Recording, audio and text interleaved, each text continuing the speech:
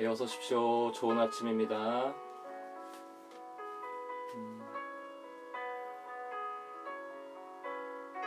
네, 어서 오세요.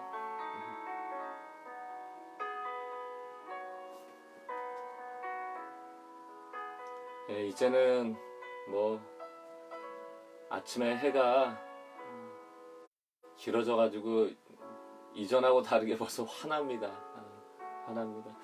그래서 새벽 기도가 아니고 이제는 아침 기도, 아침 예배라고 하는 게 더 맞을 것 같고요. 오늘도 하나님이 귀한 하루 주셨는데 특별한 은혜가 이 아침에 또 주어지기를 축복합니다. 여러분 잘 아시는 그 코페르니쿠스 지동설, 천동설 잘 아시잖아요. 이전까지만 해도 지구를 중심으로 우주가 돈다, 태양이 돌고 달이 돌고 별이 돈다 이런 생각을 했었는데 이 코페르니쿠스가 그것을 뒤집었죠. 지구를 중심으로 태양이 도는 것이 아니고 태양을 중심으로 지구가 돈다라고 말을 합니다. 그래서 미친 사람 소리를 듣죠. 그러나 결과적으로는 태양을 중심으로 지구가 도는 것이 맞는 것이죠. 왜 그렇습니까? 지구는 힘이 없어요. 중력, 그 별과 달을 끌어들일 만한 힘이 없다는 것이죠. 그러나 태양은 있죠. 우리의 삶이 그런 것 같습니다. 나를 중심으로 늘 돌아간다고 생각하고 나를 중심으로 하나님이 도신다고 생각할 때가 많아요. 내 주변에 여러 가지가 있는데 그때그때마다 내가 취할 것들을 취하면서 하는 인생이죠. 돈이 필요하면 돈도 취했다. 내 경험을 또 취했다. 사람을 취했다. 어떤 지식을 취했다. 그러다가 이제 잘 안 되면 하나님도 취하는 방식. 나를 중심으로 모든 것이 돌아가고 하나님마저도 나를 중심으로 돌아간다 생각하면 우리는 결코 올바른 신앙생활을 할 수 없습니다. 왜냐하면 우리는 그 모든 것들을 유지하고 끌어들일 만한 힘이 없어요. 오직 태양만이 지구와 모든 그 주변의 별들과 행성들을 끄집어들이는 힘이 있는 것이죠. 그래서 지구가 태양 주위를 도는 게 너무너무 좋은 일입니다. 반대로 지구 주변으로 태양이 돈다면 얼마나 무서운 일이에요. 오늘 하루도 나의 중심성을 조금 내려놓고 하나님이 나를 붙잡고 계심을 의지하고 오늘 이 설교 말씀 또 이 성경의 말씀을 보는 이유도 그거 아닙니까? 이 말씀에 내 삶을 좀 적용하려고 말씀이 나를 끌어다니는 것이죠.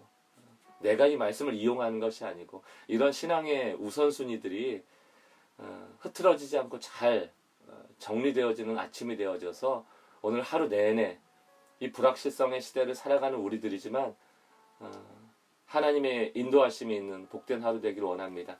이 시간 잠깐 기도할 때 하나님 내 인생의 주인이십니다. 내 인생의 여정에 내 항해에 항해자가 되십니다. 내 인생을 이끌어 주시고 인도해 주십시오. 오늘도 감사함으로 그 길을 쫓아가기를 원합니다. 또 이 아침에 말씀하여 주십시오. 우리 같이 한번 은혜를 구하며 기도하는 시간 같습니다.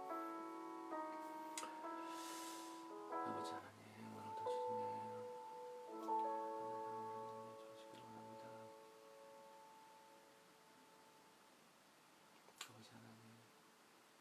오늘도 주님의 주시기를 원합니다. 아버지 하나님,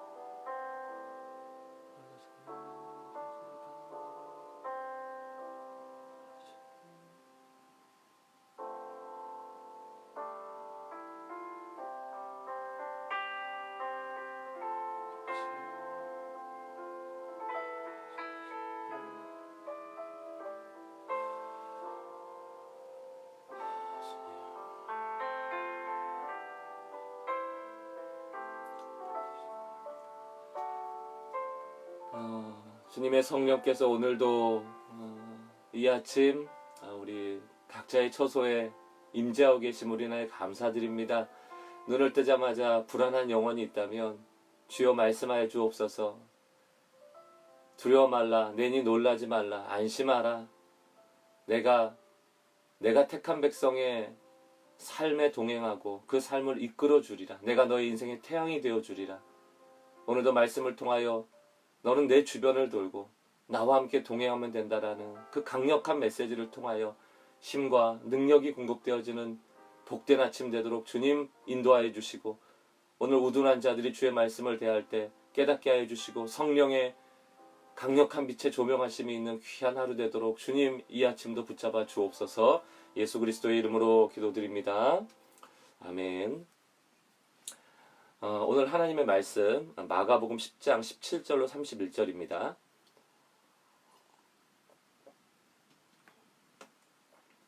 마가복음 10장 17절로 31절 말씀. 우리 광고를 좀 미리 드리면 계속해서 수요 저녁 예배는 없습니다. 아침 예배로 대신하고요. 대신에 이제 수요일 금요일마다 제가 열심히 그 인대인 스타터 저희 제자훈련 그 시작하는 그 첫 권을 계속 그 영상으로 찍어서 올리고 있습니다. 수요일 금요일은 인대인 스타터가 영상으로 올라온 날인 것 기억하고 누구라도 좋습니다. 좀 짧은 내용이지만 들으시면서 영적인 훈련을 해나가시는 오늘 하루가 되시길 또 바랍니다. 마가복음 10장 17절로 31절 전체 본문을 읽을 때 나에게 주시는 또 음성이 무엇인가 귀 기울여서 들었으면 좋겠습니다. 제가 한번 읽어보겠습니다. 17절입니다. 예수께서 길에서 나가실새 한 사람이 달려와서 꿇어 앉아 묻자오되 선한 선생님이여 내가 무엇을 하여야 영생을 얻으리이까? 예수께서 이르시되 내가 어찌하여 나를 선하다 일컫느냐? 하나님 한 분 외에는 선한 이가 없느니라. 내가 계명을 안 하니 살인하지 말라, 간음하지 말라, 도둑질하지 말라, 거짓 증언하지 말라, 속여 빼앗지 말라, 내 부모를 공경하라 하였느니라. 그가 여짜오되 선생님이여 이것은 내가 어려서부터 다 지켰나이다.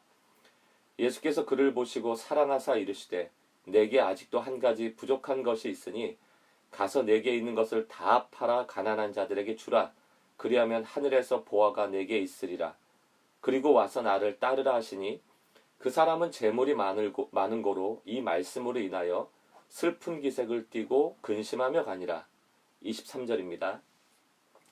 예수께서 둘러보시고 제자들에게 이르시되 재물이 있는 자는 하나님의 나라에 들어가기가 심히 어렵도다 하시니 제자들이 그 말씀에 놀라는지라. 예수께서 다시 대답하여 이르시되 얘들아 하나님의 나라에 들어가기가 얼마나 어려운지 낙타가 바늘귀로 나가는 것이 부자가 하나님 나라에 들어가는 것보다 쉬우니라 하시니 제자들이 매우 놀라 서로 말하되 그런즉 누가 구원을 얻을 수 있는가 하니 예수께서 그들을 보시며 이르시되 사람으로는 할 수 없으되 하나님으로는 그렇지 아니하니 하나님으로서는 다 하실 수 있느니라. 28절입니다. 베드로가 여짜와 이르되 보소서 우리가 모든 것을 버리고 주를 따랐나이다. 예수께서 이르시되 내가 진실로 너에게 이르노니 나와 복음을 위하여 집이나 형제나 자매나 어머니나 아버지나 자식이나 전토를 벌이는 자는 현세에 있어 집과 형제와 자매와 어머니와 자식과 전토를 100배 받되 박해를 겸하여 받고 내세의 영생을 받지 못할 자가 없느니라. 그러나 먼저 된 자로서 나중되고 나중된 자로서 먼저 될 자가 많으니라. 아멘. 오늘도 마찬가지로 그 예루살렘에 이제 십자가 지시러 가시는 계속 그 여정에서 제자들에게 그 순간순간 만나는 에피소드를 통하여서 제자의 삶이 어때야 되는가에 대한 제자도를 가르쳐 주고 계시는 것이죠. 17절에는 영생을 바라는 부자의 이야기가 나옵니다. 우리가 좀 전제로 알아야 될 것은 유대인들은 이 복이다, 하나님이 자신들에게 복을 주셨다 하는 것을 몇 가지 기준으로 삼다 말씀을 드린 적이 있습니다. 첫 번째는 유대인이어야 되고요. 유대인 중에서도 남자, 건강했어야 됩니다. 그리고 부자였어야 돼요. 그러니까 이 네 가지의 조건을 잘 충족해야만 하나님이 복을 주셨다라고 생각을 했습니다. 그러니까 하나님의 복받은 사람이니까 그 복받은 사람이 천국 가기가 더 쉽겠죠. 복을 받았으니까. 그런 증거가 있었어요. 그러니까 부자라는 것은 하나님께 복을 받은 것이고, 그러므로 부자가 훨씬 더 하나님께 인정받고 하나님 나라 천국 가는 자들이었다, 택함받은 자들이었다, 이런 인식이 굉장히 강했던 시대입니다. 그러므로 유대인도 아니고 이방인들은 하나님께 선택받지 못했다. 병이 들었다? 그럼 저 사람들은 부정한 사람이다. 부자가 아니다? 그럼 하나님이 버린 사람이다. 이런 인식들이 팽배했던, 조금 잘못된 신앙관을 가졌던 그런 유대 사회였다는 것을 전제로 좀 가질 필요가 있습니다. 17절입니다. 예수께서 길에 나가실새 한 사람이 달려와서 꿇어 앉아 묻다오되 선한 선생님이여, 이렇게 찾죠. 부자 청년이 와서 선한 선생님, 이렇게 얘기합니다. 내가 무엇을 하여야 영생을 얻으리까? 참 좋은 사람인 것 같아요. 이 땅의 삶이 끝이 아니고 뭔가 영원한 삶을 꿈꾸면서 내가 그 영원한 삶을 원합니다, 이렇게 예수님께 와서 묻는 것입니다. 근데 18절 예수님의 답이 조금 우문현답 같아요. 예수께서 이르시되 내가 어찌하여 나를 선하다 일컫느냐? 하나님 한 분 외에는 선한 이가 없느니라. 그러니까 어떻게 하면 영생 얻는 줄을 가르쳐 주셔야 되는데 먼저 예수님이 누구신가에 대한 얘기를 하는 거죠. 그저 이 부자인 사람은 그냥 선한 선생님이라고 가르침을 받기를 원하는 거예요. 그러나 예수님은 뭐라고 얘기하시는 겁니까? 너가 나를 선하다 하지만 진짜 진정한 의미를 모르고 있다는 겁니다. 나는 그저 선한 사람이 아니고 선한 선생이 아니고 너희를 구원할 구원자이다. 그리고 진정한 선한 자는 하나님이다. 그러므로 너가 선한 선생님이여 라고 얘기한 그 선함의 의미를 알았더라면 나를 선생이라 부르지 않고 뭐라고 불러야 되는 거예요? 아, 하나님이시구나, 구원자시구나, 메시아시구나 라는 것을 알았을 것이다 라는 하나의 훈련을 하고 있는 것이죠. 우리 사랑하는 성도 여러분, 신앙생활을 하는 것, 예수를 믿고 예수를 따르는 것은 선한 사람이 되는 게 목적이 아닙니다. 우리는 결코 그 선함이라는 단어에 어울리지 않는 존재예요. 선하다라는 의미는 항상 옳다는 것이거든요. 우리는 항상 옳지 않아요. 늘 실수하고 잘못된 선택을 하면서 살아갑니다. 또 우리는 예수님께 충고 듣기를 원하는 게 아니에요. 너 이렇게 하면 나쁜 거야, 이렇게 해야지 좋은 사람 되는 거야. 그런 충고는 상당히 복음의 일부분이죠. 당연히 예수 믿는 사람이 이 세상에서도 그 선함의 기준을 쫓아가야 되는 것이지만, 법을 따르고 좋은 시민이 되고 필요하지만, 예수님이 이 땅에 오신 것은 우리에게 충고하시러 오신 게 아니고 어떤 가르침을 주시러 오신 게 아니고 우리를 구원하러 오신 것이죠. 왜? 우린 선해질 수 없기 때문에, 우리 하나님의 의로움의 수준에 도달할 수 없기 때문에 구원받아야 될 존재이거든요. 이게 굉장히 중요한 신앙의 전제입니다. 근데 이 부자는 오늘 그런 생각이 없어요. 예수님을 구원자로 믿고 나온 게 아니고 예수님의 가르침을 통하여 내가 그 가르침을 실행함으로 영생에 이를 만한 자격과 조건을 얻겠다라는 얘기거든요. 그래서 예수님이 일단 자기 자신이 구원자라는 것을 너가 모르고 있다라는 것을 지적한 다음에 19절 내가 계명을 안 하니, 이제 10계명을 얘기합니다. 살인하지 말라, 간음하지 말라, 도둑질하지 말라, 거짓 증언하지 말라, 속여 빼앗지 말라, 내 부모를 공경하라 하였느니라. 이거 했느냐? 그러니까 20절 그가 여짜오되 선생님이여 이것은 내가 어려서부터 다 지켰나이다. 훌륭한 사람이죠. 10계명을 다 지키면서 어쨌든 하나님의 뜻대로 살아가려고 애쓴 사람 아닙니까? 21절입니다. 예수께서 그를 보시고 사랑하사 칭찬하시는 거예요. 이런 사람이 많지 않죠.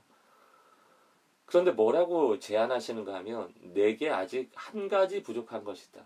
여러분, 이게 굉장히 중요한 단어입니다. 한 가지. 우리가 99.9% 잘하다가도요 0.1% 실수하면 우리는 완벽에 이르지 못해요. 하나님의 수준에 이를 수가 없는 것입니다. 그것이 죄가 되고 조건으로 따지면 그것이 영생할 수 없는 조건이 되어지는 것입니다. 그렇다면 우리가 잘하다가도 천국 가기 전에, 죽기 전에 뭐 하나 실수하면 지옥 가는 거예요. 그런 논리가 되는 거예요. 한 가지가 부족한 게 있다는 겁니다. 99개 다 했지만 그 한 가지 때문에 너가 영생하지 못한다는 거예요. 그러면서 뭘 얘기합니까? 너 재물을 다 팔라는 거예요. 너 부자인데 그거 다 팔아버리라는 거예요. 이게 조건이에요. 영생할 수 있는. 근데 이 사람이 합니까? 못합니까? 못하죠. 재물이 많은 거로 근심하며 예수를 떠납니다. 이게 이제 한계예요. 우리에게 주는 메시지는 여러 가지가 있지만 먼저 우리는 하나님의 구원에 이를 만한 의로움을 갖고 있지 못하다. 우리에게는 완벽한 선함이 없다. 그러므로 우리에게 무엇이 필요하다? 우리에겐 구원이 필요한 것입니다.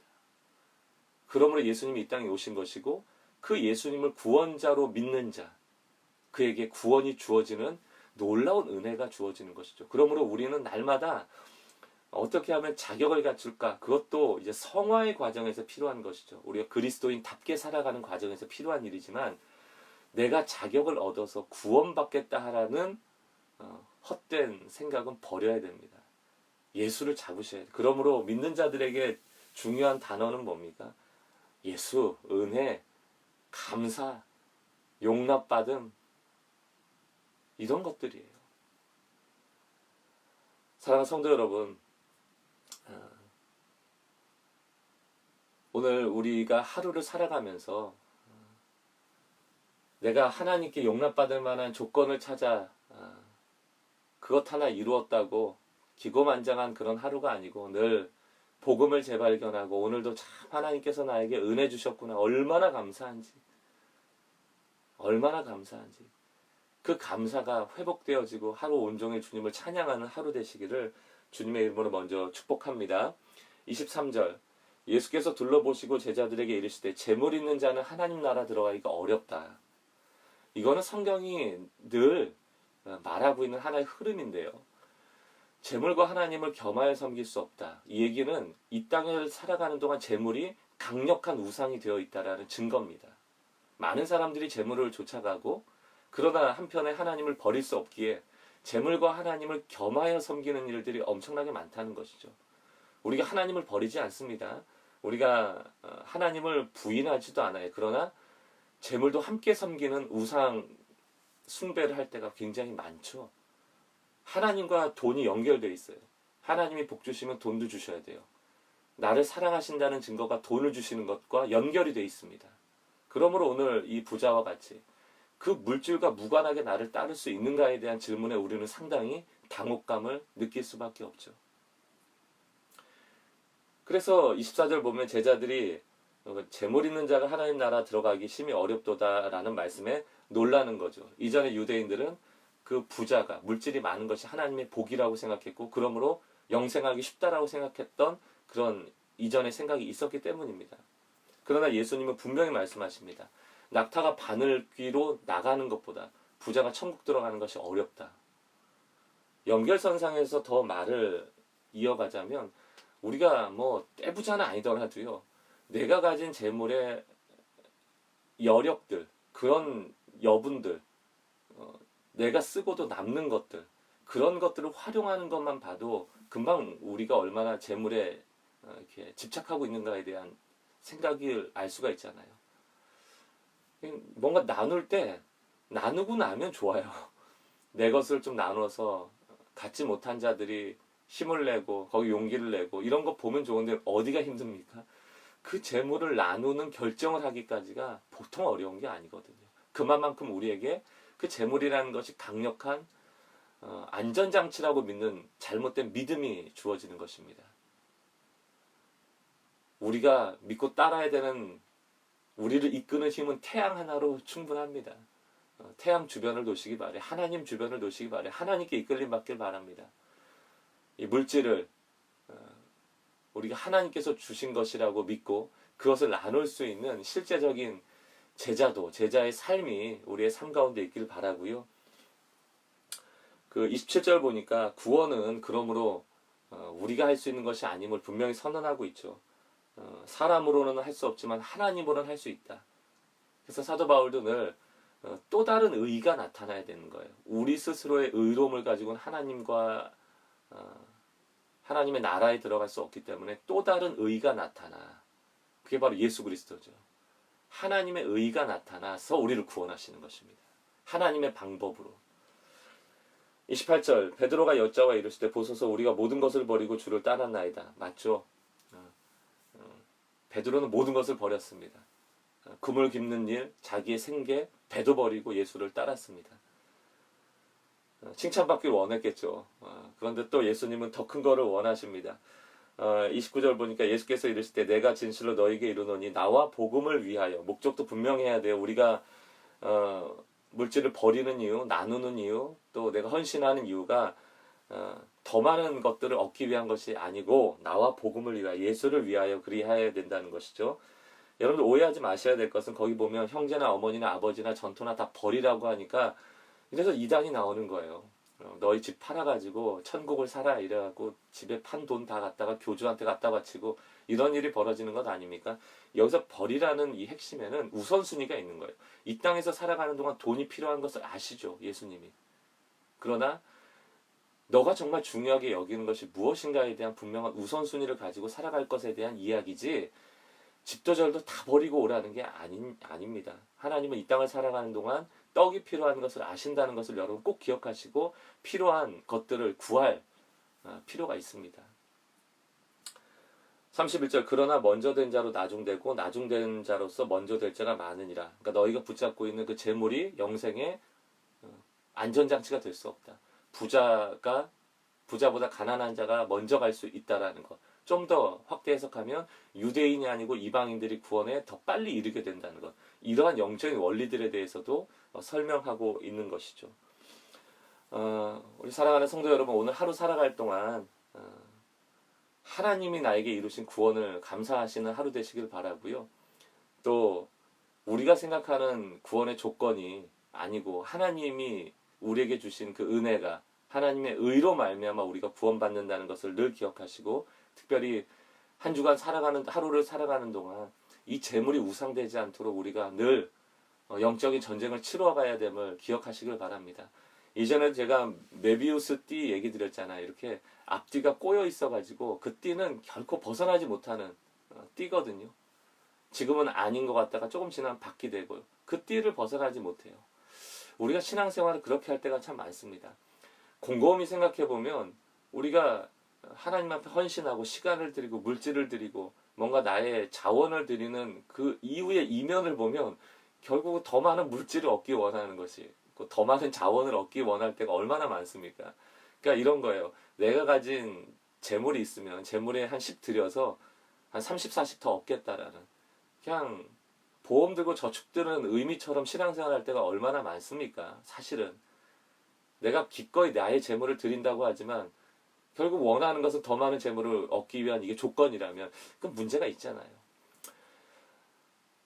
이 땅을 살아가는 동안 하나님의 필요를 아십니다. 그러므로 물질에 이끌려서 우리가 우상 숭배하는 삶을 좀 벗어나서 하나님께서 물질을 주실 수 있는 분임을 믿고 그 하나님께로부터 오는 그 은혜의 공급을 날마다 신뢰하며 살아가는 오늘 하루 되시기 바라고요. 요즘 경제적으로 어렵다는 이야기들을 많이 듣습니다. 오늘도 하나님께서 은혜 주시고 채워주시고 또 돕는 자를 보내주시는 은혜의 역사가 우리 삶 가운데 있길 바라고, 또 우리에게 주신 재능으로 오늘 하루 좀 성실하게 살아내 하나님이 주시는 또 물질의 복도 받아 누리시는 여러분들 되시기를 주의 이름으로 간절히 바랍니다. 오늘도 하나님이 우리 각자에게 주시는 음성이 들려지길 원합니다. 한 6, 7분 정도 피아노 반주를 들으면서 여러분에게 주시는 말씀을 다시 한번 되새기는 시간 가지시면 좋겠습니다. 함께 말씀을 보겠습니다.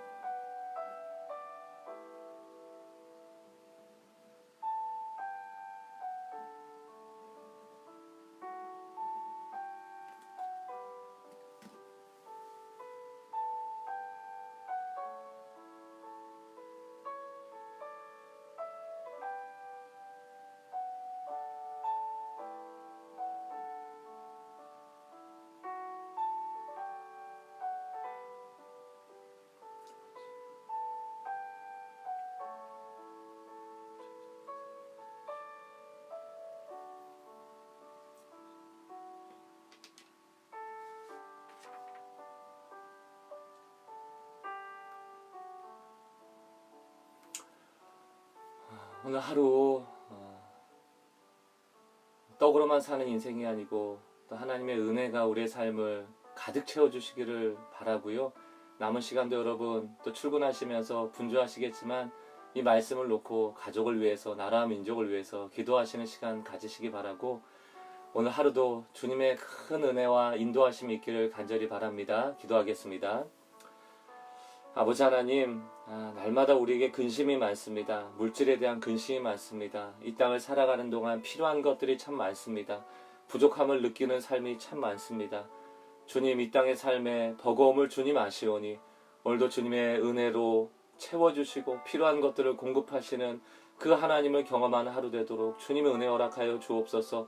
건강으로 또 재물의 문제로, 관계의 문제로 고통받고 있는 우리 성도님들의 삶을 주님 찾아가 주시고, 나의 영혼아 어찌하여 낭망하느냐, 너는 하나님을 바라보라는 이 믿음의 말씀 붙잡고 오늘도 힘겨운 믿음의 싸움을 싸워갈 때 하나님 도와주시고 길을 내주시고 하나님의 특별한 은혜와 하나님의 인도하심을 경험하는 하루 되도록 주님 인도하여 주옵소서. 우리로서는 다 알 수 없으나 하나님의 계획 가운데 우리가 있음을 믿사오니 그 계획이 속히 실현될 수 있도록 주님 간절히 바라오니 역사하여 주옵소서. 오늘 하루 주님께 온전히 의탁드리며 예수 그리스도 귀하신 이름으로 기도 올리옵나이다. 아멘. 오늘 하루도 승리하시길 바랍니다. 내일 새벽에 또 뵙도록 하겠습니다.